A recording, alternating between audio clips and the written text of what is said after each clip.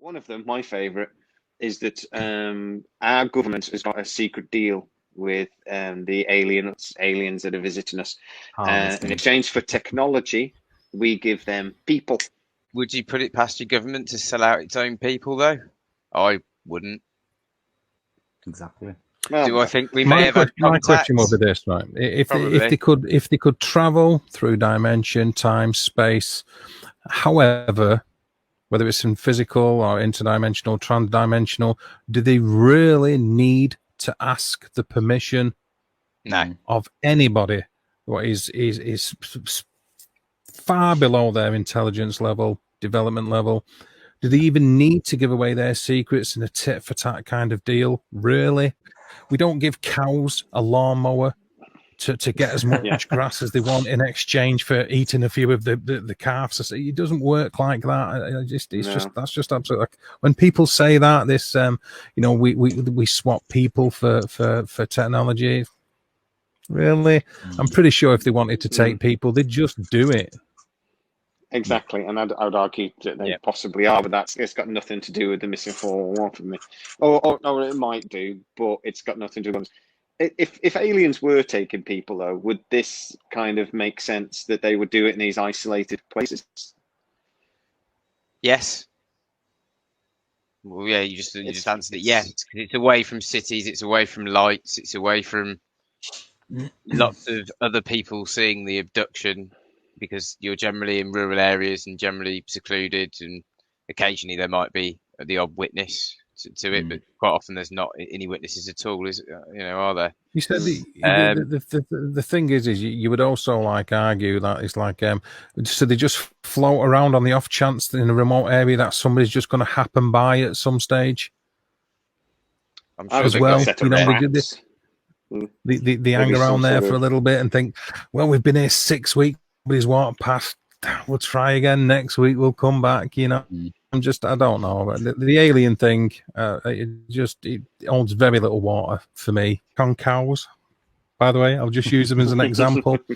We don't randomly go and chase wild cows around in a field. We breed them deliberately for a purpose. We harvest them in specific areas in manufacturing plants. There's a system in place to do so. Had that deal, and if that was true, I'm fairly sure they would also have them kind of things in place. I don't think that they would just randomly pick somebody up and think they'll do for now. Even the Nazis during the Second World War were conducting experiments along specific lines to find out information about genetics, whether it was twins, people with hyperchromia, whatever it's called, when they've got the different eye colors and things like that. I just don't think it would be random. So even had that deal been taken place, and if it is true, I think there would be a totally different system for harvesting. It's a lot more sinister and subsidious than insidious than people are making out.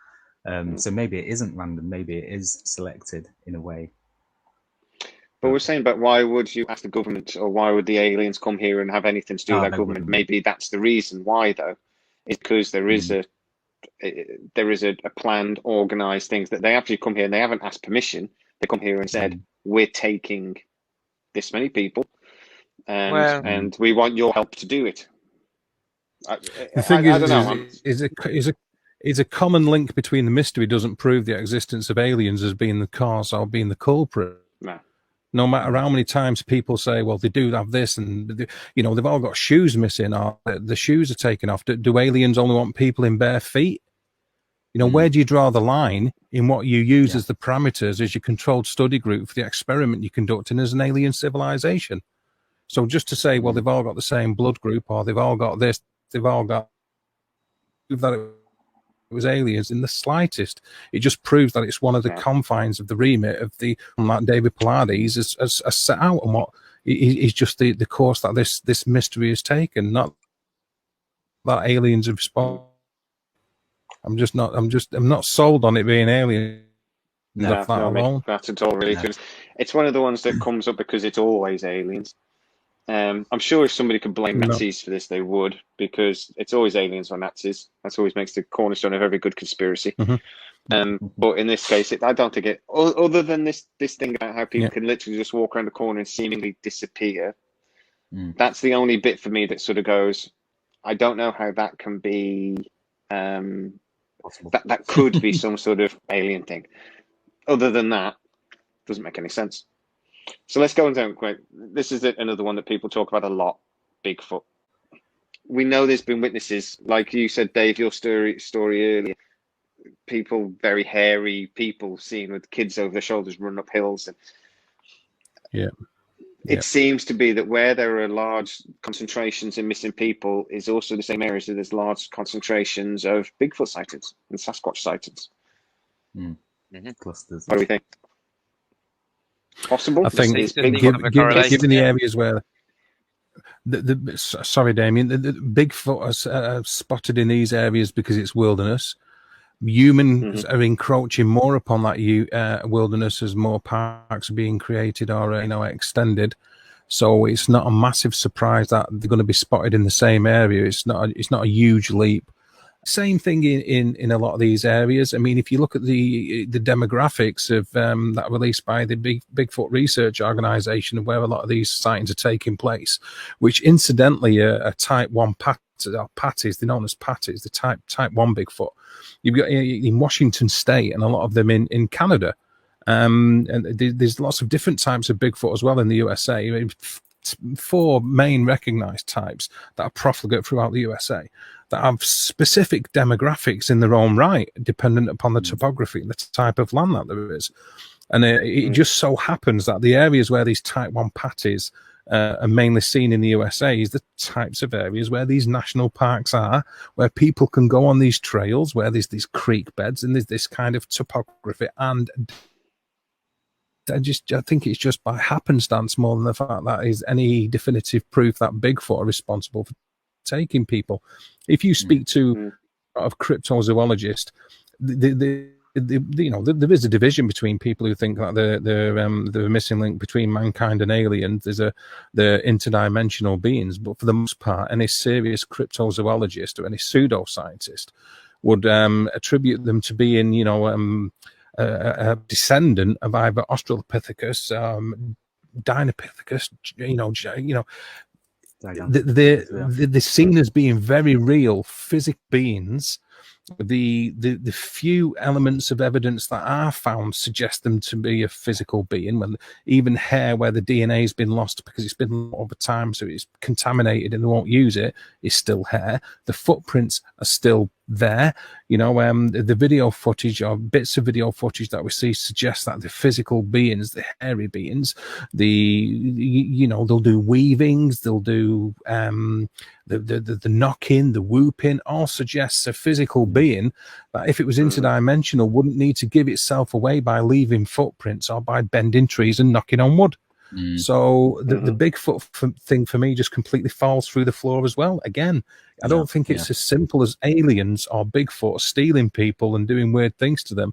I think it's something far more sinister or far weirder than that. I don't think it's quite that simple, unfortunately. Mankind is encroaching more and more and more upon the wilderness. It really is. It really is that simple. You see, that's what makes it weird, Jamie. That's what makes it so wild. But you see maps of America and like the difference between the populated areas from the 1960s to today. America has gone from about 30% populated to 60%. There's only 40% of the area that somebody doesn't live in, basically. Even images of Brazil. We're hacking the rainforest down. There's very little wildlife. There's nothing like what it was 50 years ago. We're encroaching and building towns and cities everywhere. And that's one of my big problems with us, that we've never proved Bigfoot, that if Bigfoot exists, where is You've got to talk about the cave systems as well, but because David Pilaris has come out with this map of Bigfoot sightings, the missing 411 clusters and the cave systems, and they go extremely well together. You could overlap them. It's like tracing paper. Where the cave systems are is where these bloody these clusters seem to be for 411 cases. Right, which possibly suggests that something that can move move a child or an adult human with relative ease, perhaps who's scared of humans and stays away from us because we're quite hostile. We probably killed a lot of them off over their encroaching on their land over time. It's quite possible, isn't it, that there is something that we don't know about that exists, perhaps living in cave systems away from us. But then we're encroaching more and more, and that's when these Loch people Ness. start going missing. Maybe. Exactly, yeah, Loch Ness. She just sits. I think, or maybe it's to do with parallel dimensions and beings coming through portals, or you can't even rule out aliens when time dilation's involved, because that's quite a common occurrence with abductees. But then I wouldn't say that fits the bill for Martin case, not at all, where the Key family saw an ape-like creature that behaved like a man and carried something under an arm, which a bear can't do with a claw. You dispel natural sciences. You do away with general science, natural science, and Newtonian physics. What you're left with is quantum physics, string theory, and chaos theory. And when you understand that can actually walk parallel with a lot of what's going on and explain what a lot can go on regarding vibrational frequencies and energies, then every single thing that we're talking about potentially becomes possible and indeed very probable. So, you can have the ultimate get out by just saying, well, quantum physics could be anything whatsoever, we don't know. Time travelers, it could be time travelers. Aliens indeed time I mean, this has been put forward for God knows how many different cases now, hasn't it? Coming back in time, it's ourselves from the future coming back in time. Are we missing elements of ourselves in the future, which means we need to come back and harvest people to collect DNA from our ancestors being us now in the present, as it were? Where'd you go with it? You can to and fro it, so you can bounce it around all over the place like a ping pong ball. To move from one state to another is about the component molecules and the oscillation at the frequency at which they move and the density at which they're propagated. And when certain conditions are in effect where that state can be affected upon or acted upon by another outside energy that can change that vibrational frequency, then that matter or that particular state is no longer the state that it started off in. I think because of this can be responsible for all the things that we can't understand and accept now, for different types of travel, for invisibility, for transdimensional and interdimensional travel, is states, the state that we are in, the frequency that we vibrate as human beings, the frequencies that all of the matter vibrates is different than our own. But when you change state, you can change everything, where it's all about its molecular structure and vibration. And I think certain parameters come into existence when conditions are right, and everybody's almost hinted at it by saying things like dimensional rifts or portals or things like that. On investigations I've seen, also my own belief system and the way that I was raised, but which I'm not going to go into, but on paranormal investigations, when you can see a physical object collide with another physical object and instead of being destroyed, become absolved and completely disappear and then reappear in another part of the building, completely intact again. You sort of physicality isn't as physical as we like to think. No, I think there's a lot of physicists who are also. It's space. If you understand just the atomic structure, don't you? Electrons orbiting a nucleus, 99.99% of everything is nothing. Is emptiness, But yet you have a physical present matter. But really, it equals MC squared. So you're just energy. So matter is just energy on a slow enough vibration to have a physical presence. I do like what you're saying to some extent, Dave. I do like to think of everything as being about frequencies and about vibrations and energy. But how do people just change what state from solid matter into what gaseous plasma? What's happening? That's what I don't really understand about it. I think it's to staying as they are per se, but just at a different vibrational frequency, where the what's needed to stay as matter at this particular dimension is relative to the confines of this dimension. In another dimension, it's different set of frequencies, so different things are needed. You would tune into a certain set of frequencies.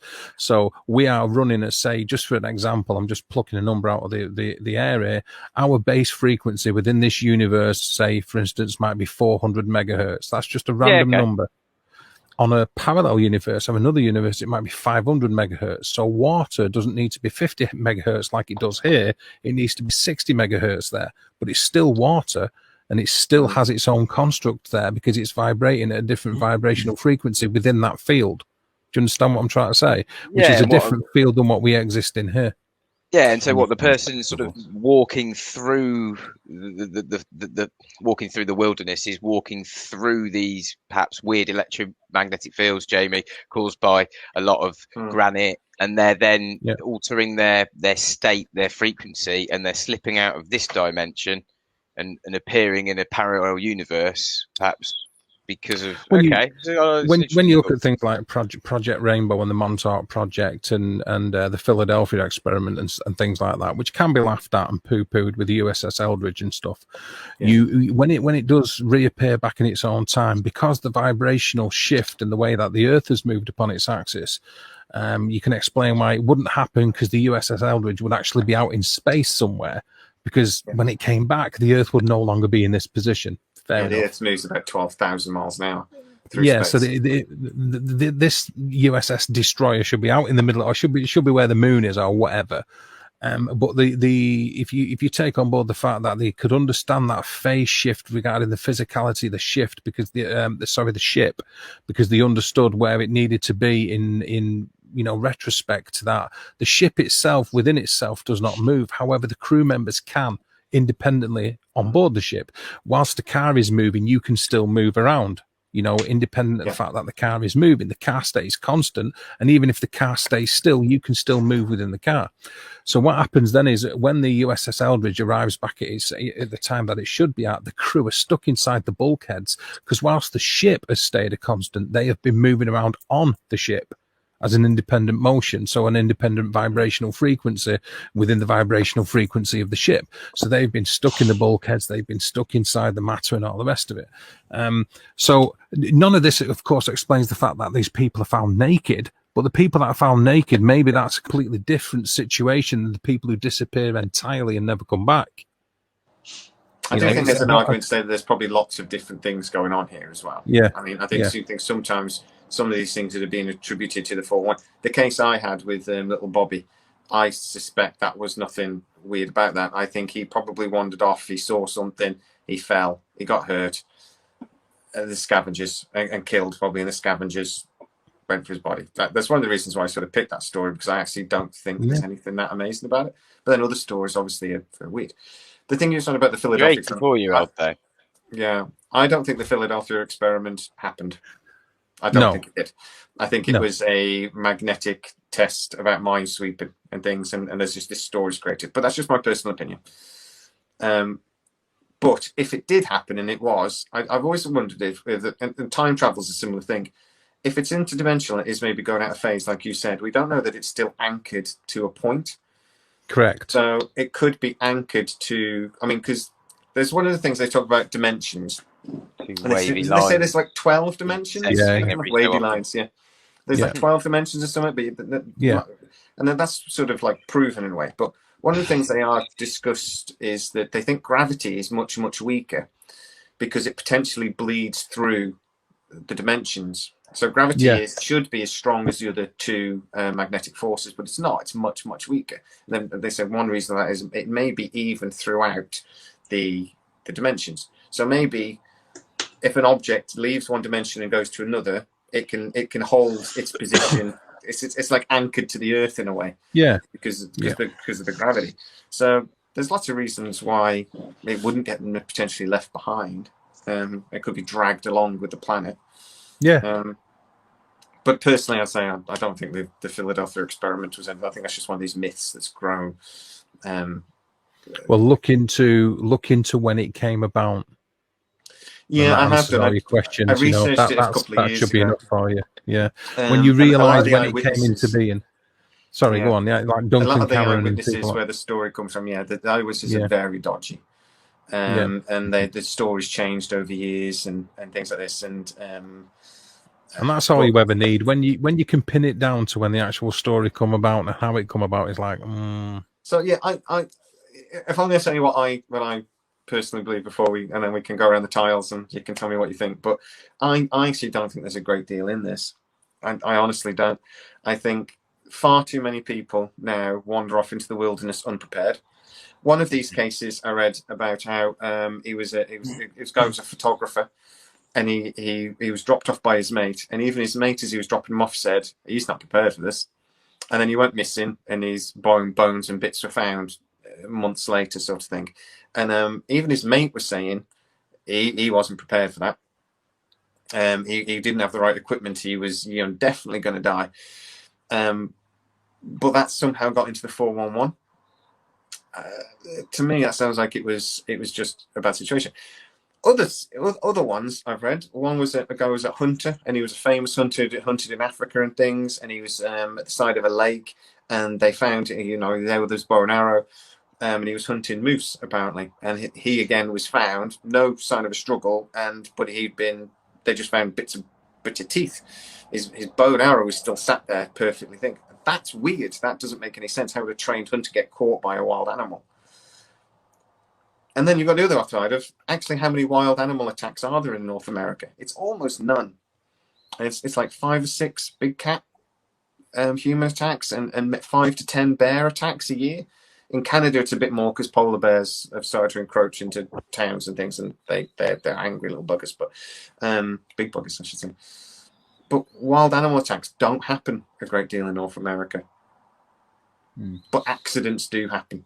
And people do go into these places and they do fall into ravines and they think they're going to get rescued and they think their mobile phones will work, and they don't, because they just don't seem to recognize risk anymore. So I think some of these cases are really interesting, but I think it's a bit like what Nick Pope says about aliens, that 95% of these cases are probably nonsense. 5% are interesting and worth looking at. And I think probably 95% of the 411 cases are nonsense, are just accidents, murderers, people go missing. I don't think you've done enough research personally on that. I wouldn't go quite that high in the numbers. Maybe if they hadn't already done. So he's profiled all of these cases to trim out the 95% in the first place before they supposedly made it into the missing 411. Isn't that the purpose of the profile? But even a lot of the cases we mentioned today could have easily had very boring, mundane. All right, then. What about your guy that was 84 years old that couldn't really walk anywhere, that disappeared? Where did he go? Fell in a river and was washed away. I say that with tongue in cheek a little bit, but there could be very boring reasons what happened to that man. He could be dead somewhere, and there are. I hear a lot of reasons go, well, that child was obviously picked up by an eagle and carried off. What? No, it wasn't. That's just the stupidest thing I've ever heard. But there are very boring, mundane reasons why people go missing, and people do die and then don't get found, particularly in the wilderness. It's. Yeah, I agree with that. I definitely agree with those comments. Yeah, in the wilderness, people go unprepared. Yes, and a lot of deaths can be accounted for, and probably some have snuck into this 411. I agree that you probably could reasonably account for through normal. Yeah, not dismissing all of them. Like I said, not dismissing all. 95% was just a number I pulled out the top of my head because that's what Nick Pope says about aliens. I'm not dismissing all of them, but I'm saying a lot of them don't seem anything to me. They just seem like they're much more likely to be a very boring thing. They seem strange, but a lot of stuff does. They're talking about how sometimes there's no tracks found, but then in the same breath they talk about there's strange weather conditions. So, well, rain is really good at washing tracks away, and also washing scents away and things. And animals struggle to track. So what they're commenting on there is they're commenting on that quite a lot of the time after these disappearances occur, they appear to freak weather conditions roll in and then destroy any chance of them tracking them.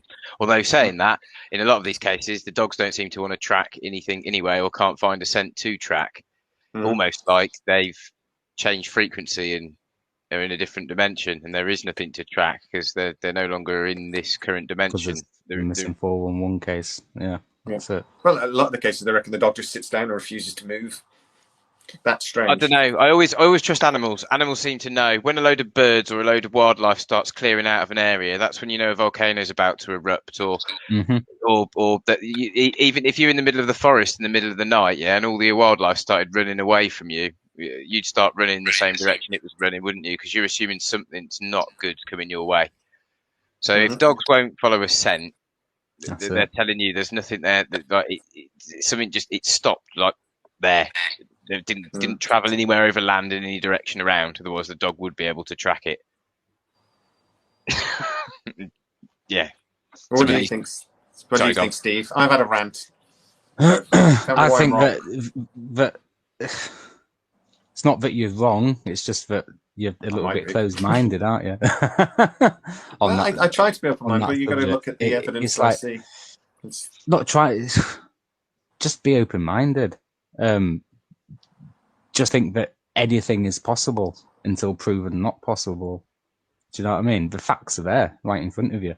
You know, it's like, oh, he probably fell into a river or taken back. No, he wasn't, because then cases have been dismissed. Do you know what I mean? So the 411 cases are there for a reason, because nobody knows what the F happened. Do you know what I mean? It's not an eagle, or it's not a flipping mountain lion or a kidnapper or anything like that. No, that's a load of BS. What is going on is something that we have no clue about. Do you know what I mean? It's like Dave was saying before, you know, different frequencies, different dimensions, and all that sort of stuff. It's happening, you know, and you have to be, I don't know, a little bit blinded to not see that there is something surprisingly odd going on. I don't, like I said, I'm open to the possibility that some of these cases are odd, but in the same respect, if you're going to be open-minded, you've got to be open to the possibility that this actually is just there's very boring reasons for a lot of these. Yeah, that is. I do like Shrimp Shack's comment. I do like that comment in the film Snatch about Bricktop feeding the body in a few hours. Yeah, exactly. I do think there have probably been a lot of bodies disposed of that way in pig farms. Hannibal movie as well, especially since that film. Yeah, maybe some of these cases, maybe some that has happened. Who knows? But I don't know. There are some. The more you look into it, and the more cases you go over, the more mysteries there are, and the more weird things there are, and the more patterns there are between. Not just the ones in North America, but they're starting to look elsewhere, aren't they? They're starting to look into Canada now as well, finding patterns. Apparently, there's some really interesting patterns between North America and Australia, between some of the missing persons. David, I need to look into it more and find out when he elaborates exactly what they are. But yeah, I don't believe there's nothing to it. I believe he's onto something. I don't think it'd be as popular as it is if there wasn't something. Overall links between the other thing I would say is as well, I've spent a lot of time wandering around woods in my years. To counting as well is, if a wood's dense enough, you can walk 2 or 3 feet into a tree line and not know where the hell you are, and get lost really, really quickly. Yeah, and I do think there's also an element of that. And you can wander off and think you're walking in a straight line, and you're actually walking in circles, or walking, whatever. Or think you've turned around and going back the way you've come, and you're actually just, you're going completely the wrong direction. These things do happen. And people are mollycoddled. I suppose the mollycoddled people aren't the ones that go out into the wilderness generally anyway. It's normally the adventurous ones that go there anyway. So they're normally the ones that are a bit more aware. There are some missing 411 cases about people that aren't very well prepared, but a lot of them are about, like, I don't know, extreme outdoorsmen. Hunters, people that have gone and tracked. That one you mentioned earlier was someone that had gone and tracked tigers, hadn't they, in the jungle? Tigers and lions and things, yeah. Before they went and it's quite a famous hunter apparently. That's not to be taken lightly, is it? Tracking tigers for a living. Exactly. Come on, Steve. What do you think? Got the final word. I think that it's something that we just can't comprehend at the moment. There's something definitely going on. there is a connection or something to do with water and boulders, rocks. There is, there's no footprints, there's no flipping scent or anything whatsoever, and just want to quickly add that there was a case, and it's in the film. I think it's the first film, could be the second, where one of the SNR's search and rescue group are chatting, and she says that there was on what was a missing 411 and or fell into that category, and this little girl had been missing for a few days, and there was a mist which shouldn't have been there for that time of year and time of day and stuff like that. And the search and rescue people were walking towards this mist, and out of the mist walked the little girl, completely dazed, didn't have a clue where she was or anything like that, but she was found alive. And the dogs didn't have any scent, they couldn't smell her, they couldn't see her. The whole area had been searched previously, and she just appeared, literally, out of the mist. Crazy. Dave? So, evidence of absence isn't absence of evidence, either way. Okay, and just because there isn't tracks of anything like that left that we haven't found doesn't necessarily prove that there isn't a prosaic explanation. I have to defend you and agree with a lot of what you've said, Jamie, actually. But just because we don't understand it doesn't mean that it's anything other than the fact that we haven't. As human beings, we expect to think that we have all the answers and that we understand everything. That's what leads to mystery in the first place. I think a big chunk of them can be explained if only we can find the answers to them. And, I think, like you said, being open-minded does work both ways. You do have to be open-minded. Of course you do, yeah. Both sides, to be all-encompassing, yeah. and as a researcher.